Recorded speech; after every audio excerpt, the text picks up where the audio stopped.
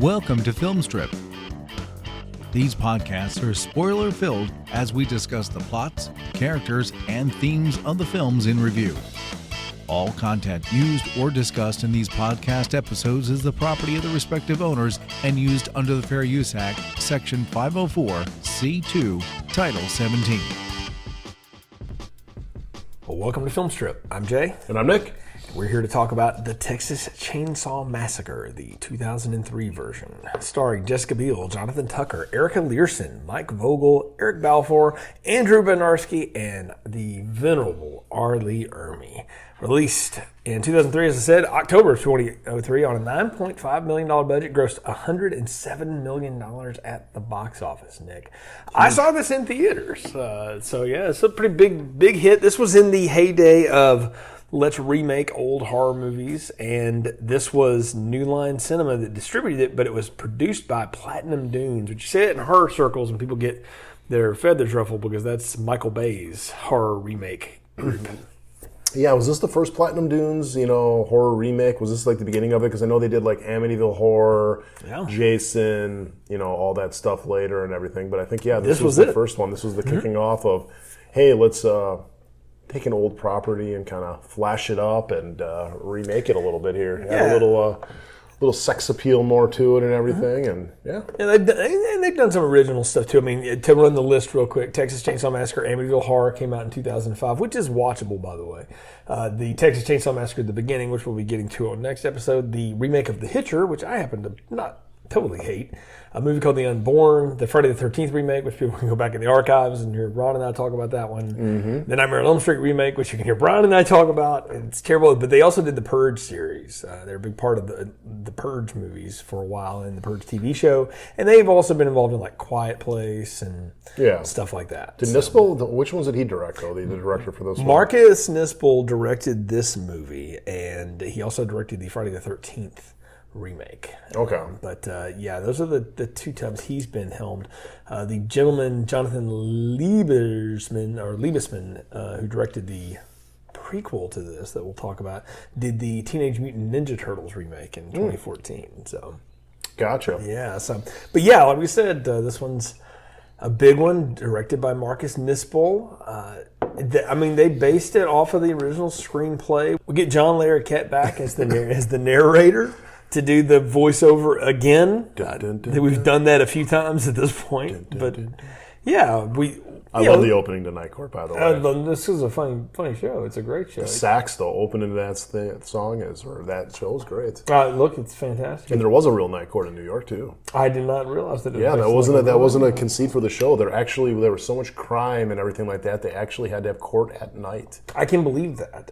The composer of this film does not borrow a lot from the Tobe Hooper version of composition because he actually has music in this. And he's responsible mostly for the Transformers films, movies. Mm-hmm. Frequent Michael Bay guy, Steve Jablonski. But I remember seeing this in 2003, though, when it came out in theaters, because I saw trailers for it, and I thought, okay, I'm game to go back and let's redo Texas Chainsaw. Let's see what that can be. And, I knew for one thing it would be much more intense and gorier because it's the 2000s, right? That's what we do. We're in a post, horror-filled world. Yeah, post-Scream world. We've gone through the whole. Saw had started at this point. Yeah, I think Saw had started. Hostel was just a year or two away where you're going to get that torture porn and everything. So, definitely you're going to up the game when it comes to the gore and, just level of violence there. But that's one thing, thinking back to that original Texas Chainsaw Massacre is I think its reputation really, outdoes what is in that movie because a lot of it is kind of off screen and you could pretty much show that movie on TV without really cutting anything nowadays. There's not much in there. So the Franklin Kill is about the bloodiest thing in it. There's some good splatter in that. But even that is pretty light. You see more at USA at 9 o'clock at night. No, I agree. Yeah, it's definitely pretty light as far as that goes, especially if anybody watches HBO or anything like that. But so I think there definitely was some areas where they could probably make it a little bit more as far as that goes. But it's I saw the trailer. I was just getting out of high school. I was graduated in 2002. I know that's aging me a little bit here and making Jay feel a little bit older. But I was working professionally at that point, y'all. So Jay was working on his 401k at that time. I don't know that I had one, but go ahead. But I meant that I also saw that in the theater, and that's also what took me to actually see the first one, because I remember it was coming out, and we were thinking it was going to come out this one weekend, and it wasn't coming out to the next, so we ended up going to the movies, back when you could rent movies, and we rented the DVD for the Texas Chainsaw Massacre back in 2003, and watched that, and one thing, ended up going to see this in the movie theater. Yeah. Look, this was one definitely. I did not go and rent the original or anything to go back and see this. I just wanted to see it as it was. And I remember walking out of the theater going like, man, that seemed like it was the vehicle for Arlie Ermy, who most people will only know as if you watch this History Channel show on military guns, you could do that, or as the unbelievable character in Stanley Kubrick's Full Metal Jacket, where he was the Gunnery Sergeant Hartman. I think he just kind of played that character over and over, which he says is a caricature of a lot of other gunnies that he knew. He was an actual But he was actually one himself. He was a real one. He was the technical advisor on Full Metal. You can hear Kurt and I talk about that in the archives. I feel like I'm name dropping our own podcast here, where we've done all these movies. And he talked about how he just sort of took every harsh, intense thing he ever heard someone say and threw it at the screen, and Kubrick loved it. And so he was a monster for Stanley Kubrick.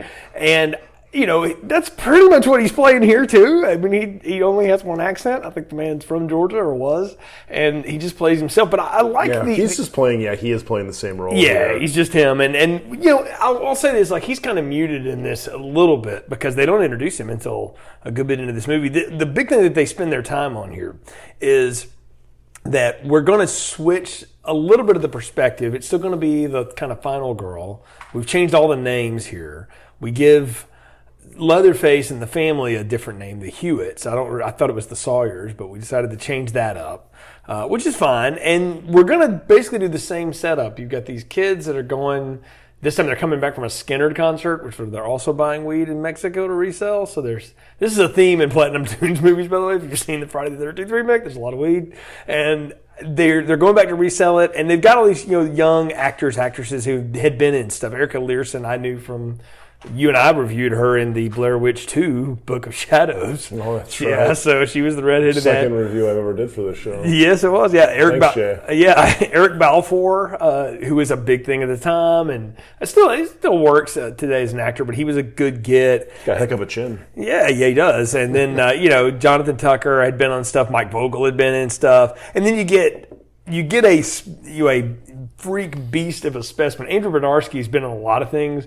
If you've seen the movie The Program, he's Steve Latimer, which is pretty much like if Kevin Green was a complete and total psycho as a college football player, that's who this guy would have been. He's this big hulking person, and you also flesh out the rest of the families. Now you have old Monty, you have this guy in a wheelchair with his legs are clearly cut off, and he's part of the setup, and you've got the women in town, that are clearly they're all in on it. Yeah, everybody's in it. The whole town has been wiped out by the Hewitts. Are they part of the family? Are they not? Probably. Yeah. Maybe, and you've got Arlie Ermy playing the quote sheriff, but you realize he's probably not the sheriff. He probably murdered the sheriff. Killed the sheriff. Yeah. So all of that is there, and you've got the little creepy kid, and all of that. And so, but the setup is pretty much the same as all of these movies are. These people run across something and they get sucked into this whole town. But the differences in this movie and maybe some of our previous iterations is there's a real intention here to try to be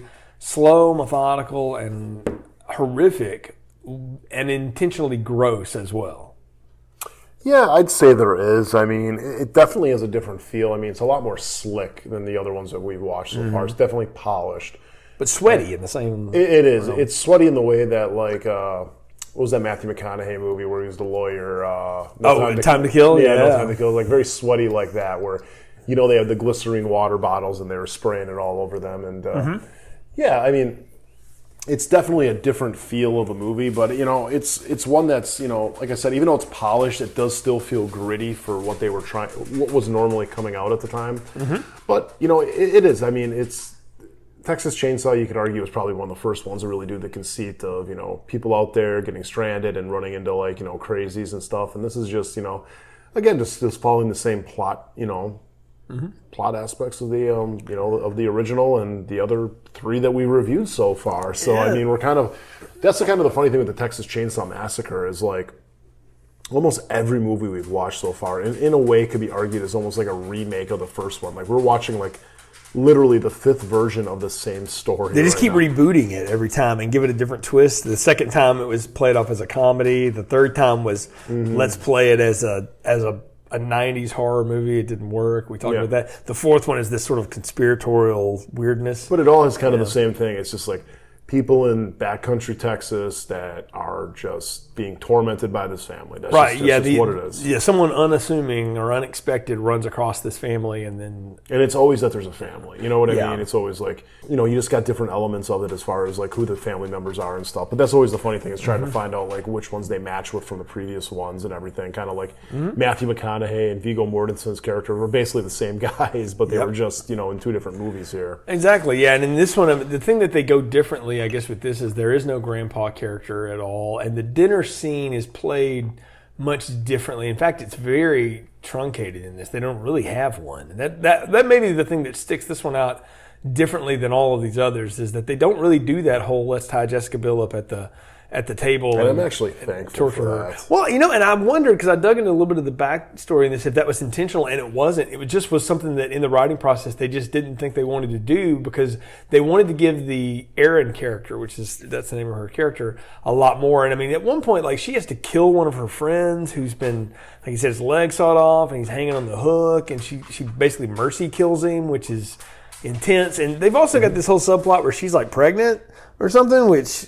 She didn't look pregnant, but, you know, okay. So yeah, I think they kind of set that up because she was nauseous and everything, and they're like, oh, did you drink the water or whatever? And then she's got the motherly stuff with the baby going on and stuff. I think it's supposed to be, you know, kind of putting 2 and 2 together there. Yeah, she drops herself out of there. But that's the difference, too, is they do modernize it in a way that instead of waiting for somebody to come and rescue her, this character has a lot more agency. She takes a lot more into her own hands. Things like that. So, I mean, I don't even know. Do I need to do the plot separate? I mean, it's the same. It's the same movie as the first one. We already talked about. I'm gonna skip it. Yeah, I mean, I think the thing to do is to talk about these characters though, and how similar or dissimilar they are from our originals. And we'll start with Jessica Biel as Erin here, as far as a comparison to our initial Sally. You know, she's much more. I think it's just because it's the modern telling. She's got a lot more like control over what she's doing. But if you look back, like Sally made a lot of decisions. She said a lot of stuff. Like she was definitely someone that didn't just wait around for somebody to tell her what to do all the time. Yeah, no, she's definitely a lot more in charge and a lot more of the focus. I think in the original one, they really didn't tell you who the focus was right away. It was kind of keeping as a guess until they got whittled down, and then you were able to figure out who the final girl was. But with her, it's like, definitely, you can tell she's the main character from it. And also, I think at the time, you could obviously tell she had the most star power. Yeah, she come off Seventh Heaven. Yeah, she come off Seventh Heaven. And, you know, she's going to start being, you know, she's starting to be in more movies and all that stuff. But, yeah, I mean, definitely there's that element. I think she's a lot more strong-willed, a lot more vocal and everything. Like, she's pushing back against her boyfriend a lot, pissed off that they picked up weed there. Yeah. Pissed off about the second hitchhiker that they picked up and everything. And the other thing is it's just funny seeing the clothes that they think the 70s kids wore there and stuff where it's like no. Yeah, it's like she's wearing the low-cut jeans, which were very popular at that time. It's like I don't really think that was what they were wearing back then, but it's almost like a Guess Jeans ad with her. I mean, yeah, she looks like, you know, either an extra dancer in a Britney Spears or Christina Aguilera video. She's got the tank top tied up mid. I mean, they're showing her off. All the people in this, none of these people, one, they don't dress like they're of the period of the 70s, and they also are not named like people in the 70s. The names here blow me away. So Erin, Morgan, Pepper, Andy, Kemper, which I think Kemper is probably the dude's last name, but still, like nobody named their kids this kind of wacky stuff until the 90s. Kemper. Yeah, well, you know, you do that again. I think I saw it on his work shirt or whatever. I'm like, I kind of took that as maybe that was his last name. Yeah, but again, like nobody named their kids that kind of stuff at that point in life. Like that was definitely a late 80s, early 90s naming convention. So it's sort of funny that they want to be in the period, but not. And that's what I wanted to ask you is like, did they need to set this in the 70s again for us to believe it? Why couldn't they just be out in the middle of nowhere? Because in the 2000s, you would still believe like you would lose cell service, right? Like that was a believable. I think conceit. that's pretty much the only thing. The reason that they go back now is because of the cell phone conceit. Because Right. one call of a cell phone and it's over. Right, exactly. But I mean, you could in 2003. I would have believed that if I didn't have cell service out in the middle of nowhere. Yeah, I could be driving at the time I was living in a small town. I could be driving and would just like drop coverage for miles. Oh, I get coverage dropped right now going through West Virginia. So that still exists. But I will say this though. Again, they do have a good setup here with our friends group. So you got Morgan, and he's hooked up with this hitchhiker they've picked up, Pepper, which that's the other reason is to do this because there's nobody to pick up a hitchhiker in the 2000s. Like, nobody's stopping to help anybody. Yeah, but outside of, like, just the Lynyrd Skynyrd reference and the van that they're driving, is it really any more 70s? I mean, like I said... The hitchhiker, that's it. The Pepper character is the only reason. Yeah, it's just like, even the way they dress, like I said, was very much early 2000s. Like, nothing that they mean, what, the hitchhiker girl, what they wear, like a sundress or whatever. I mean, she's dressed like... None of them are dressed like flower children from the 70s, right? Well, they're dressed like what people in the 2000s thought flower children dressed like. Much like nowadays what people in the 80s. They're dressed like people that go and shop at, what's that store at the mall? Abercrombie & Fitch? Those look like Abercrombie jeans, but like, those, like, there's some of those stores where it's like kind of like, we want to make it look like vintage clothes, but it's really not vintage clothes. All it is we had a bunch of people in China just sitting there beating baseball bats to make the jeans look old. Like, that's all it is. I mean, maybe so, but you've got the Pepper character making out with the other guy randomly, and then you have that other guy that knows like way too much information about like, oh, you're going to sexually transmit diseases. He's like Google for that time, or Wikipedia for that time. I don't think anybody in that day and age was talking about that either. No, like, that was the other thing. I was like, that is clearly a modern conceit. They're throwing that in there as a joke. I mean, but you know what? I'll say this though. Like, the original group, like, I kind of bought them as friends, but most of them were completely throwaway outside of Sally and her brother, Franklin, right? Because you didn't care about any of those other people. They actually give these other people time to develop a character. Like, you actually get to know Andy and Morgan, and you see what they go through, like the torture that they'll go through, and that Arlie Ermey puts a couple of them through specifically. You get to know who Pepper is. So when she gets totally torn apart by that chainsaw, you're like, oh, that like was a real person that got killed.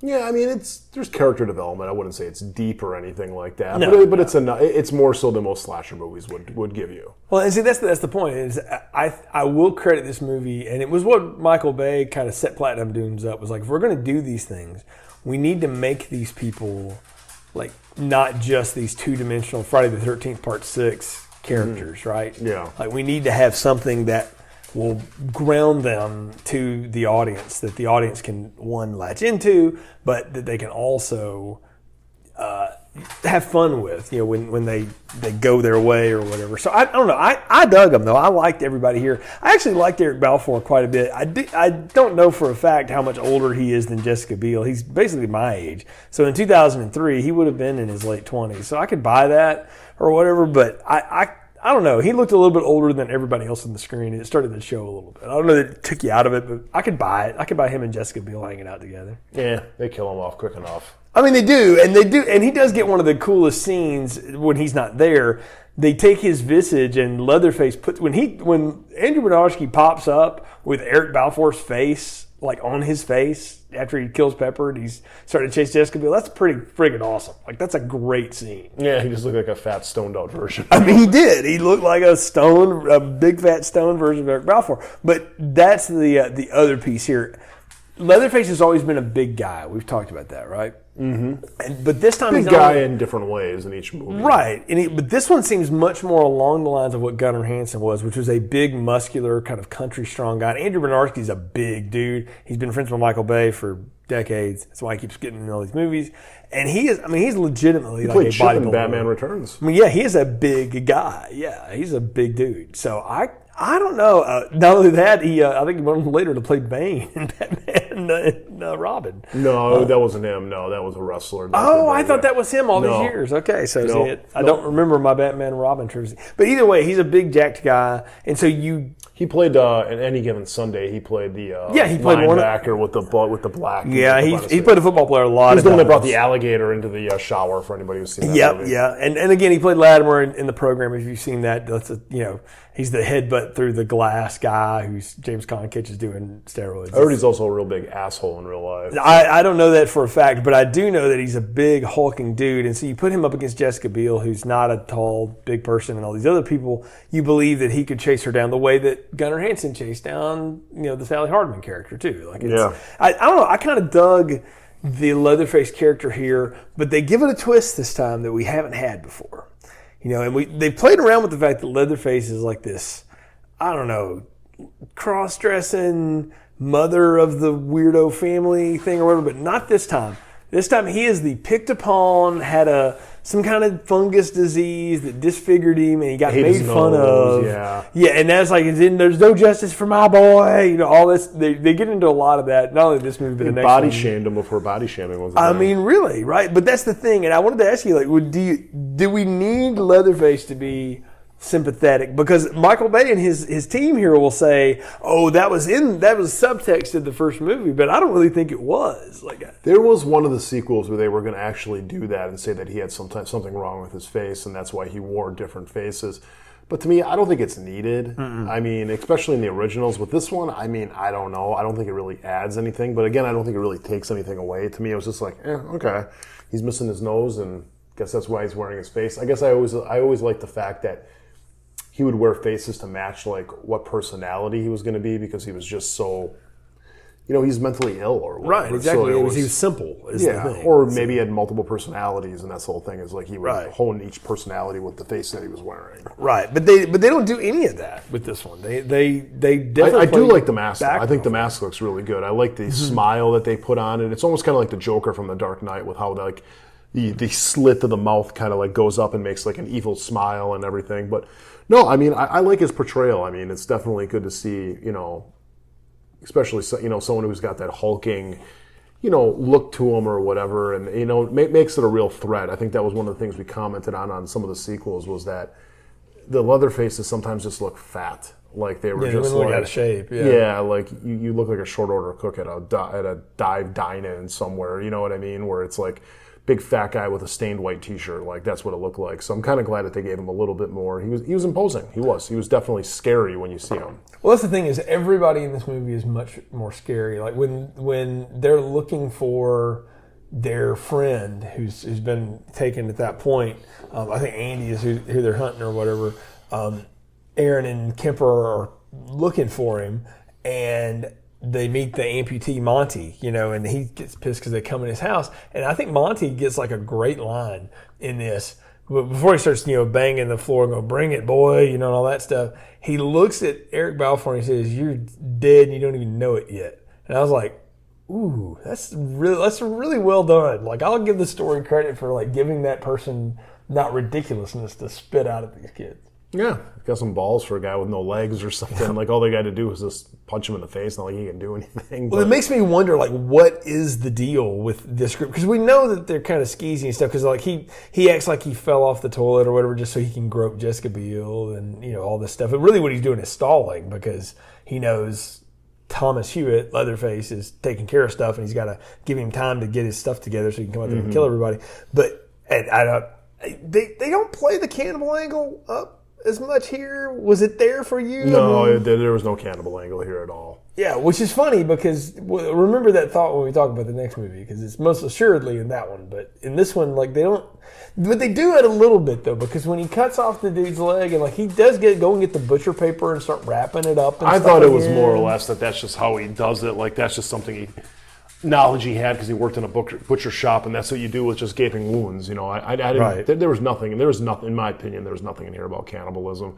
To me, it was more or less just a messed up family, and basically what it was. I mean, when Andy's sitting there begging for his life, though, and he is packing it in salt and everything. So I don't know. It's very interesting. But maybe they had an opportunity to make it more if they wanted to, and there's a reason that they didn't. But I don't think they wanted to. That's the thing. So, but you've also got the fact that they do a good job of, instead of picking everybody off real fast, which the first movie did, they just wiped out most everybody until it was just Sally and Franklin.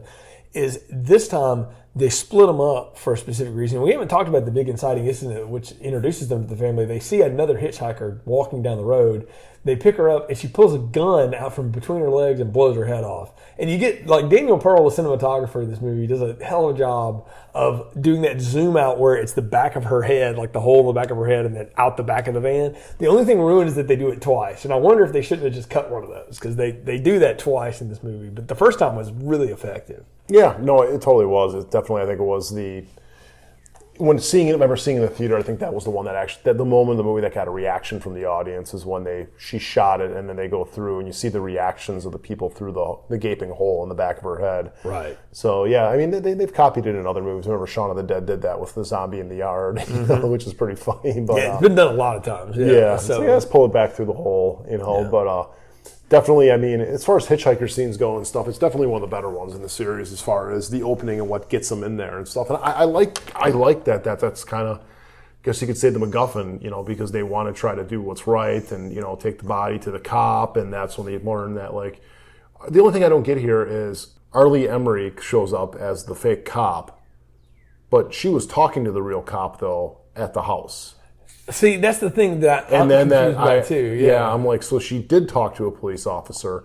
They did help her get to the phone and talk to a police officer, while at the same time that he was playing a fake police officer. You'd think that they wouldn't want her to do that. But see, I kind of think that whoever she was talking to was also just in on this. And I wish they would have shown that. If it was Monty on the other side. Or you had like the big fat lady going, oh my God, like, terrible. Yeah. Like, if they would have had like something like that with someone spiking like that, I'd be like, oh, okay, well, they didn't really call 911. They just called the trailer or the tea lady or something. Right. Like that, yeah. and she talks. So there was definitely, but to me, it's a little bit of a plot hole because they do make it seem like the real cop's coming. Which how long does it take for a fucking cop to get there? I don't know. I mean, that's the thing is they are leading them down the path so that Hoyt, Arlie Ermey's character, can pick them up or whatever. And what he does to Morgan and Andy with that, really with Morgan too, when it's starting to rain a little bit, and he's like, okay, we're going to recreate the whole crime scene. He makes him get in the back of that van, and he puts the gun in his mouth, and the whole, I mean, Arlie Ermey tortures that dude, but he never yells at him. And that's the thing, like, when you see Arlie Ermey, you expect him to do the Gunnery Sergeant Hartman routine. And the fact that he plays this so quiet it's even more unnerving. It's actually a heck of a performance. I think it's just how gross he is, because like he's incredibly gross, and he's even like groping the dead body and stuff like that. That might caught me a feel when I get one of these, and stuff like that. Yeah. So definitely there's some grotesque stuff going on with him, but he definitely, like I said, throughout the entire movie is like, he's the real villain. Like, Leatherface is not the villain in this movie as far as being like the big bad. Like, he's kind of like the Vader to like the Palpatine. You know what I mean? But hasn't that always been like the conceit? Like the cook and the hitchhiker or Chop Top and the cook were really the instigators behind everything. They were the instigators, but I didn't ever feel like they were the main villain. Like, it was kind of split between them, where this one, I think there's definitely a real hierarchy as far as who the main villain is here. And it's definitely him. Like, he's the bad one. Like, he's the one you got to take out. Right. He figures, like I said, it's like the Emperor. Like, you just got to take him out, and the rest will probably fall in line. Right. And we'll talk about how he gets taken out later. But before then, he makes a heck of an impression with the way he does Morgan. And but you talk about a case of entrapment. But not that this would ever have made a court, because there's apparently no law there at all, because they're out in the middle of nowhere. But I don't know. I liked the way that they let that scene go on. And I almost felt like when I was watching this time, I was like, is this going on too long? But it doesn't. It's actually just long enough. There's just enough tension to keep things moving along here. And then we get the big attack scene. And that's when Leatherface comes out. He's already killed Eric Balfour, which nobody was aware of at the time. But then they see his face. He cuts Pepper down. And I love how her death is almost off screen. Like, she falls down because she trips. And he saws her up, and he's cutting her so bad she had on this big, heavy jacket, and like all you see are the down feathers just clipping up out of that chainsaw. I wish they would have shown a little bit more, though. I kind of like that it was subtle, though. I give it, for a movie that's not subtle about much. Like, I'll give them credit for that in this scene. But I think there's a lot of stuff here that's like there's a few scenes with the chainsaw where they could have went a little bit more extreme with it, and they held back. And Michael, one wonders though if they weren't like cut up like by the And I've seen the unrated version of this too, and it doesn't show anything more, so maybe not. But I don't know. It might have just been a choice because they are going to do some pretty horrific shit as this movie goes on, and so it's. I don't know. I didn't know that it needed it, but I do like the fact of how they go through the pickoff and how. What did you make of the fact that Erin has to mercy kill her friend? And Andy, when she finds him hanging on that meat hook with his leg cut off, and he's basically bleeding to death. He's tried to get himself off of it. He's hung himself even worse. Yeah. And he's like, please kill me. We've seen that in like Aliens a bunch, right? But she like legit stabs him and kills him. Terrible mercy way of going too, because that's just adding more pain. It's like they're right. She just stabbed him in the heart. I'm like, you could just cut his throat. Like, not that would be easier, but I think probably doing the throat would be a little bit quicker than what she. Or maybe just stab it right through his temple. Like then it's lights. You kind of got to feel bad for him because she's trying to lift him off the chain, and the meat hook's just going down further. And further. She drops him. She keeps dropping him on there. Yeah, and eventually it is. But yeah, no, it's definitely. It's one of those things where they're trying to make it brutal for her mentally and everything. It's just not her running away from someone. It's her having to commit some acts and being a killer herself, which I think leads later into the movie with what she needs to do. Well, that's the thing though, is they do play her up as somebody who had a past. Like she's been to juvie, she can pick locks, she's all this stuff, but she's incredibly resourceful. And that's what you sort of get the sense of is like, hey, we can get she behind had a crazy her. Religious dad. That's what happens, people. I mean, something, right? Yeah, because she's definitely someone who can.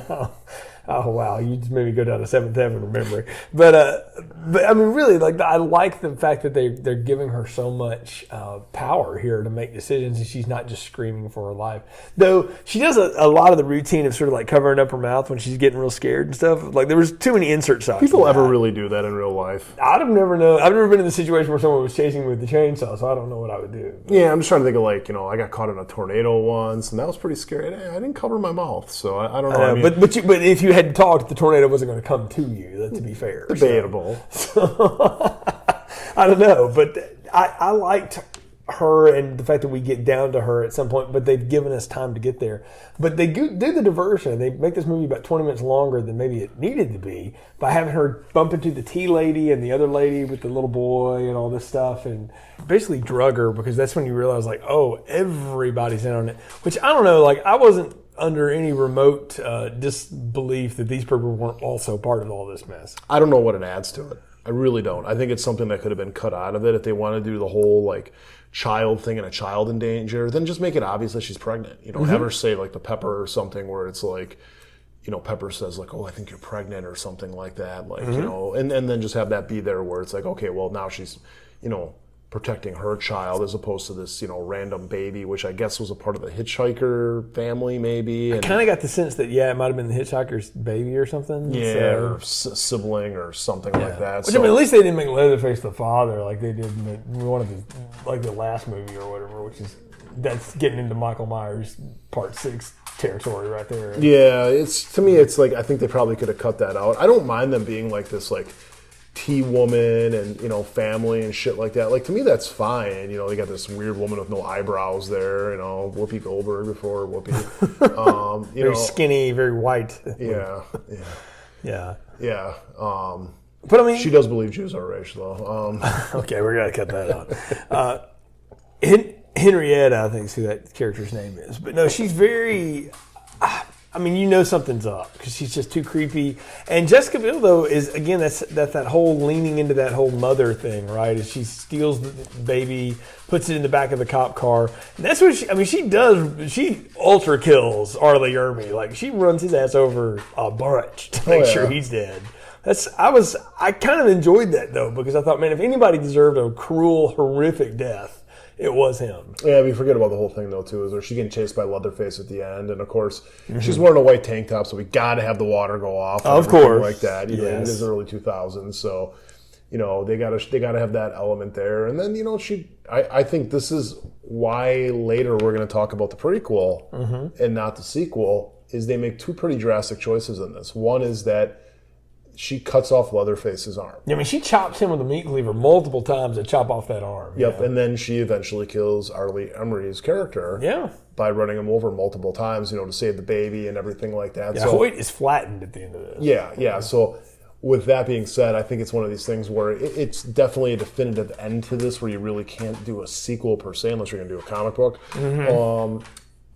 But I think that's why, again, we're going to be talking about the prequel and not the sequel, because I think they realized that at the end of this, or when they released this, like, oh, we might have made a mistake going on. I'll be honest, I don't think they thought this would make $100 million. I don't think they thought and that's this what would I mean. catch on. And that's what I mean is, like, I think they feel like they figured they made a mistake. Like, oh shit, we could have let him live, and maybe she could have just cut his leg and got away, and then we could have had just like the first one, right? Where he gets injured. They're playing the same beat as the first one. Leatherface gets that chainsaw dropped on his leg, but he survives, and that's why he's kind of limping and sort of doing the dance, right? And he does the same again here. He comes at her again with that chainsaw. He's just got the one arm, and he just slings it against the police car as she drives off, and he's just kind of limping through the road, there or whatever. But I like the fact that they leave him messed up. But that's the thing, though. They give us a stinger. The cops go and investigate the house because obviously she has made it to safety.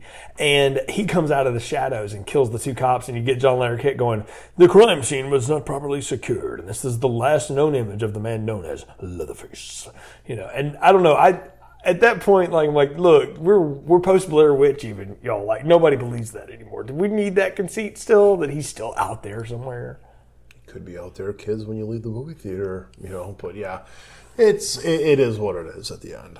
Yeah, I mean, I do like that, though. They give us a hang that everybody else may have been caught, but Leatherface is still at large somewhere out there, because I think that's the central piece of all of the series, is that he somehow or another always seems to get away. I think it'd be pretty stupid if they did a movie where it was just Leatherface. Yeah. You know what I mean? If it was just Leatherface for a sequel, maybe we'll get there. I mean, that mistake may be made a couple of times down the road. But at this point, though, they've set up a great universe here, and that's the one thing this movie does, maybe better than any of the other ones, is building a great tapestry from a story that has been told and been told to death at this point, right? I mean, it's just the same thing over and over again, but they gave it something that it may have been richer than it really deserved. And I guess that brings us to the point where it's time to do final thoughts, recommendations, and popcorn ratings. So what are yours for the remake of the Texas Chainsaw Massacre?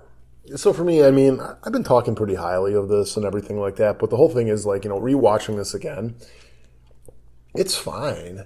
I mean, I don't think it does anything bad, but at the same time, I really don't think there's anything, like, spectacularly great about this movie. Like, there's no, like, super highs in this movie where it's like, oh, you're going to have someone come over and, like, watch this scene or something. Like, there's some movies that you see where it's like, you got, like, a cool thing right here where it's like, yeah, the rest of the movie's fine, but watch this, is really cool.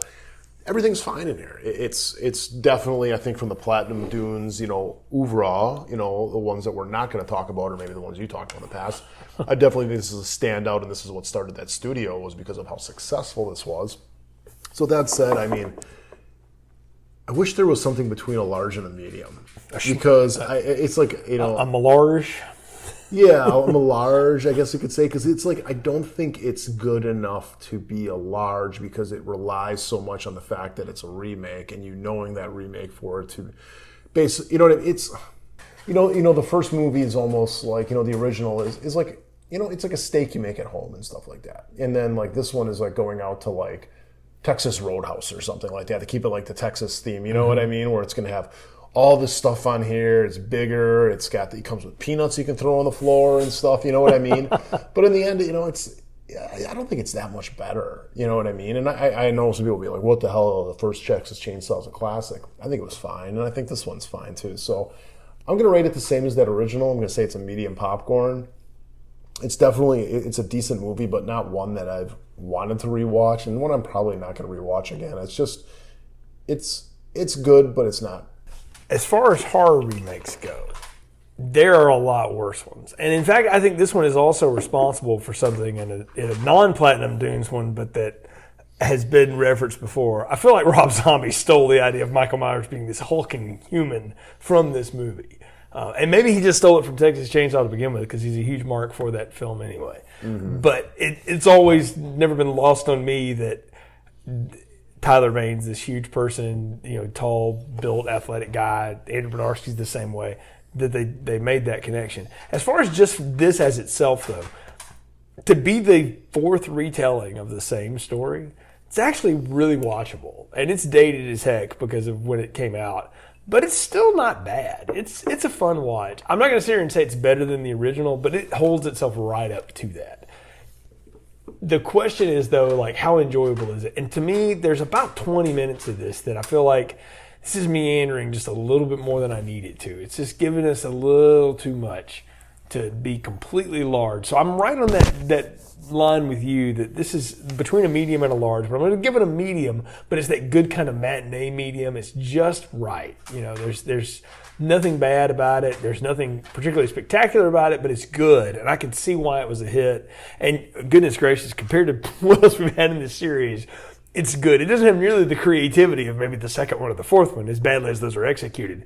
But it's way more watchable than the third one. And for a lot of modern audiences, you know, we're talking about Texas Chainsaw Massacre. The original now it's a movie that's 60 years old at this point. So this is much more accessible, even to a modern audience. And this movie itself is almost 20 years old. So it's like the Toyota Camry of horror movies, is what you're saying. It's very serviceable. It'll get you what you want, and it doesn't bother with too much stuff. And it's only 90 minutes long. I mean, it's not that long of a movie. It doesn't ask too much of you. It's worth it. I mean, the runtime is supposed to be almost an hour and 40 minutes. It's not. It's really about an hour and a half because there's a lot of credits, and they slow roll those. And it's a good-looking movie, too. Daniel Pearl does a heck of a job as the cinematographer here. And Marcus Niss was a competent director. You got competent people making a good movie. So, yeah, medium popcorn, solid entry, and I can see why they've kept making them since this one. We'll talk about what they decided to do after this in our next review. But as we've name dropped throughout this episode, there's tons of other reviews that we've done here at Filmstrip. You can find links to all of those things. You can follow us on social media at FilmstripPod, Twitter, Facebook, Instagram. That's where you get announcements about upcoming shows, all the cool stuff we've got going on there. We appreciate your support. Share the show on your socials and give us a positive review. We appreciate it always. So until next time, for the beginning, I'm Jay, and for Nick, we appreciate you listening to Filmstrip. Thank you for listening to Filmstrip. You can find more episodes on our website, filmstrippodcast.com. The Filmstrip theme music is produced and performed by Frozen Lake 121. All content used or discussed in these podcast episodes is the property of the respective owners and used under the Fair Use Act, Section 504, C2, Title 17.